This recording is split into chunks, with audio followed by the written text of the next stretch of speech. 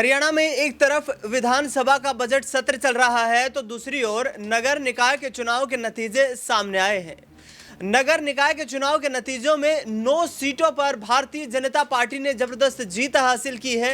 एक सीट मानेसर नगर निकाय के चुनाव की जो सीट थी वो फंस गई, क्योंकि वहां पर राव इंद्रजीत सिंह के समर्थित कैंडिडेट को भारतीय जनता पार्टी ने चुनावी मैदान में नहीं उतारा।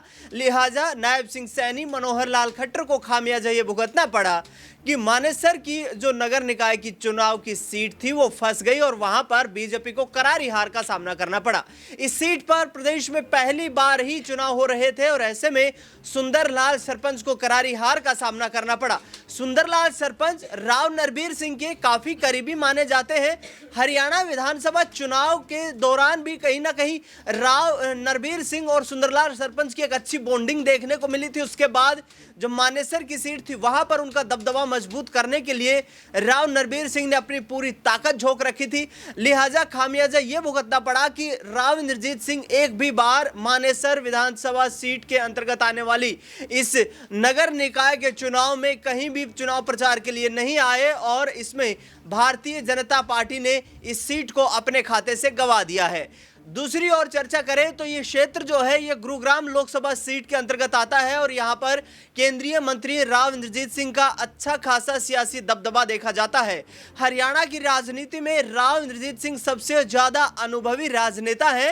अहिरवाल के क्षेत्र में उनकी जबरदस्त तूती बोलती है, क्योंकि जिस तरीके से विधानसभा चुनाव के दौरान 13 अहिरवाल की सीटों में 11 सीटों पर जो है बीजेपी को जीत नसीब हुई, वो 11 वो ऐसी सीटें रही जहां पर राव इंद्रजीत सिंह के समर्थकों को चुनावी मैदान में बीजेपी ने उतारा और तीसरी बार हरियाणा में सरकार बनाने में कामयाबी हासिल की। लिहाजा अब सरकार बन चुकी है। नायब सिंह सैनी मुख्यमंत्री बतौर यहां पर मजबूत सरकार चला रहे हैं, लेकिन बड़ा सवाल यह है कि सरकार में भ्रष्टाचार को लेकर के लगातार सवाल उठ रहे हैं। गुरुग्राम नगर निगम में जिस तरीके से भ्रष्टाचार है उस पर पिछले दिनों राव नरबीर सिंह ने जबरदस्त तरीके से प्रदेश सरकार को घेरने का काम किया था, तो उसके दूसरी ओर जिस तरीके से अनिल विज ने बयान दिया कि अधिकारी उनके आदेशों की अनुपालना नहीं करते हैं, नायब सैनी और अनिल विज के बीच कड़ी टक्कर भी देखने को मिली थी। ऐसे में फिर से सवाल खड़ा हो गया है। सदन की कार्यवाही जारी है और सदन की कार्यवाही के दौरान रघुवीर सिंह काद्यान जो कि कांग्रेस के विधायक हैं, इसके साथ साथ अशोक अरोड़ा जो कि कांग्रेस के विधायक हैं, ये दोनों बड़े कद्दावर नेता भूपेंद्र सिंह हुड्डा के गुट से संबंध रखते हैं और ऐसे में जिस तरीके का माहौल देखने को मिला है वो कहीं ना कहीं नायब सिंह सैनी सरकार के लिए भारी पड़ता हुआ नजर आया, क्योंकि भ्रष्टाचार के मुद्दे को लेकर ये तमाम दिग्गज नेता सरकार पर सवाल खड़े कर रहे हैं। सुनिए विधानसभा में किस तरीके से गहमा गहमी मची हुई है। जो काम करने वाला रहेगा गुड़गांव में, क्योंकि जो भ्रष्टाचार की जननी है वो गुड़गांव जिला है। कई अधिकारी तो कहे मेरी साहब रिटायरमेंट है, मुझे गुड़गांव लगा लो, मगर इसे लूट का खा ले। सोचो उसका कहने का तरीका, नुके साहब रिटायरमेंट 1 साल पे गुड़गांव लगा लो, तुम यहां लूट के खाओगा। पता नहीं लोगों की मेंटलिटी कैसी होगी। हाँ, कोई नुका मैं रिटायरमेंट में बैठा हूं, यहीं है, थाना दुआ दे। तनख्वाह तो थाने में लाइन में बैठे मिल रही है ना, लेकिन ना थाने में लगवा दे और घनाई तो नुका 29 में लगवा दे। अब सोचो, अरे नरबीर सिंह तो तुम यह उम्मीद रखो कि मैं 29 में लगवाऊंगा, थानेदार लगवाऊंगा ना। मैं तो किसी कहता ही नहीं, सही बता रहा हूं। मैं तो जो काम ना करे उसका चलता करने का इलाज करता हूं बस, कि गुड़गांव में वो आदमी नहीं रहेगा जो गुड़गांव को लूटने की कोशिश करेगा। हाँ, ये ठीक है कि मेरे बिना कई आ जाते, थोड़े बहुत लूट के फिर भगाऊंगा, लेकिन जहां मुझे पता लग जाए कि ये अधिकारी कर्मचारी निकम्मा है, काम नहीं कर रहा, रिश्वत खा रहा है, वो अधिकारी अपने गुड़गांव में नहीं रहेगा। ये नरबीर सिंह का वादा है आपसे और इस वादे पे मैं खरा उतरूंगा। लेकिन इस पर नुकसान बहुत होता है राजनीतिक तौर पे, क्योंकि जितने बड़े अधिकारी गुड़गांव में लगते, चाहे छोटा कर्मचारी लगो, सबके आका हैं, सबकी सिफारिश है भाई। चपरासी से लेकर कमिश्नर तक बिना सिफारिश के कोई नहीं आ सकता गुड़गांव में। तो एक आदमी लड़ाई लड़ेगा तो दिक्कत तो उसको उठानी पड़ेगी। लेकिन आप लोगों का आशीर्वाद था, मैं यहाँ इस मंच पे पहुंच गया, राजमंत्री के तौर पर आपको संबोधित कर रहा हूँ। हाँ, तो उम्मीद रखो कि मैं आपके हक की लड़ाई के लिए कुछ भी कर सकता हूँ। और मैंने चुनाव से पहले भी कहा था कि नरबीर सिंह ये चुनाव इस धरती माता के कर्ज उतारने के लिए लड़ रहा है कि मैं एमएलए बन लिया, 3 बार पहले बना, 3 बार मंत्री बना, 4 बार एमएलए बन गया, 4 बार मंत्री बन गया। मेरा एक साथी है जो आजकल लोकल बॉडी का मंत्री है, विपुल गोयल। हमारी दोनों की साथ ही टिकट कटी थी 19 में। तो वो जब कुछ बात होती 14 से 19 के बीच में, तो मैं कहता तू बदमाशी मत कर, तो कहता भाई तू 3 बार बन लिया, मैं 1 बार बनाऊं, 4 महीने हुए हैं। बोला कोई भी, जब मैं हट जाऊंगा और आप हट जाओगे, कोई ना लिखेगा 3 बार का एक्स मिनिस्टर है।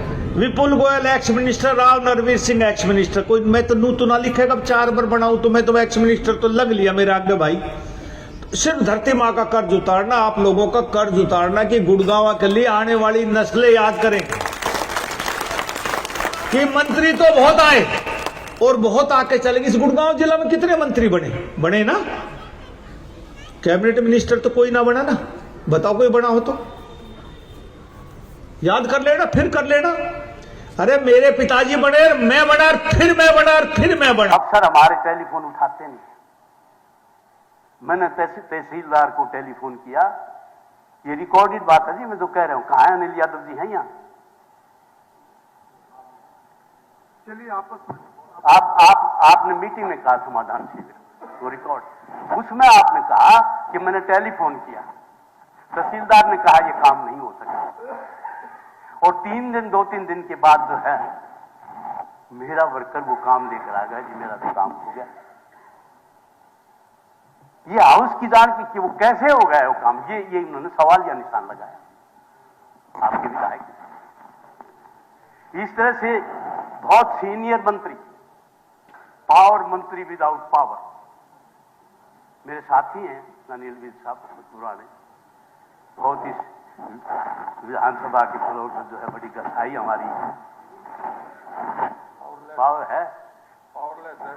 उन्होंने कहा कि प्रशासन मेरी नहीं मानता, बयान नोटिस दिया आपने, प्रशासन नहीं मानता, मुख्यमंत्री की कार्यशैली पर भी सवाल खड़े कि मुख्यमंत्री जी उड़न खटोले में घूमते, नीचे आके जनता की बात सुननी चाहिए, जनता के दर्द को समझना चाहिए। करते हैं जब भी कभी शुरू होता है, कोई भी हमारा साथी बोलता है, एक बात पे बहुत जोर देते हैं कि बिना खर्ची बिना पर्ची नौकरी दे दी, और जिनके एसएससी कमीशन में पैसे पकड़े गए हों, जिनके पब्लिक सर्विस कमीशन के दफ्तर में पैसे पकड़े गए हों, जो कच्ची नौकरियां देने वाला कौशल रोजगार के अधिकारी पैसे के मामले में जेल गए हो, तुम इस प्रकार की बात करो, ये आपको शोभा नहीं देता। भ्रष्टाचार इतना, स्पीकर सर, इनके राज में रजिस्ट्री घोटाला हुआ, रजिस्ट्री घोटाले में बहुत कर्मचारी और अधिकारी दोषी पाए गए, परंतु उनको माफ कर दिया गया। इसके बाद अभी थोड़े दिन पहले राजस्व विभाग की तरफ से एक लिस्ट आती है कि लगभग 400 पटवारी भ्रष्ट पाए गए, उनके नाम भी दिए गए, और यहां तक कहा गया कि इनके दलालों के नाम भी दे रहे हैं। एक तरफ तो दलालों के नाम तक दे देते हैं, और 3 दिन बाद मुख्यमंत्री जी का बयान आता है कि मैं पता करूंगा ये लिस्ट कहां से लीक हुई। कमाल की बात करते हैं। तो रघुवीर सिंह काद्यान को आपने सुना, अशोक अरोड़ा को आपने सुना, और राव नरवीर सिंह को जिस तरीके से भ्रष्टाचार के मुद्दे पर सरकार की पोल खोलते हुए यहाँ पर उनका जो बयान सामने आया है, वो वाकई में नायब सिंह सैनी की नींद उड़ा देने वाला एक ऐसा उनका बयान है। और अब देखना दिलचस्प ये रहेगा कि हरियाणा में लगातार जो भ्रष्ट पटवारियों की सूची जारी हुई, उसके बाद सवाल खड़े हुए मुख्यमंत्री की कार्यशैली पर, जो विभागों में भ्रष्टाचार है उसको लेकर के सवाल खड़े हुए, हरियाणा पब्लिक सर्विस कमीशन में भ्रष्टाचार का मुद्दा उठाकर विधानसभा में सरकार को घेरने की कोशिश भूपेंद्र हुड्डा ने की। तो ये तमाम ऐसे मुद्दे हैं जहां पर हरियाणा में नायब सिंह सैनी सरकार बैकफुट पर नजर आ रही है। लेकिन देखना दिलचस्प रहेगा कि मुख्यमंत्री किस तरीके से कड़ा संज्ञान लेते हुए अपनी सरकार के खिलाफ बन रही एंटी इनकमबेंसी को खत्म करने का प्रयास करेंगे। फिलहाल इस खास कार्यक्रम में इतना ही। देश दुनिया से जुड़ी तमाम बड़ी खबरों के लिए देखते रहिए SPN 9 न्यूज़।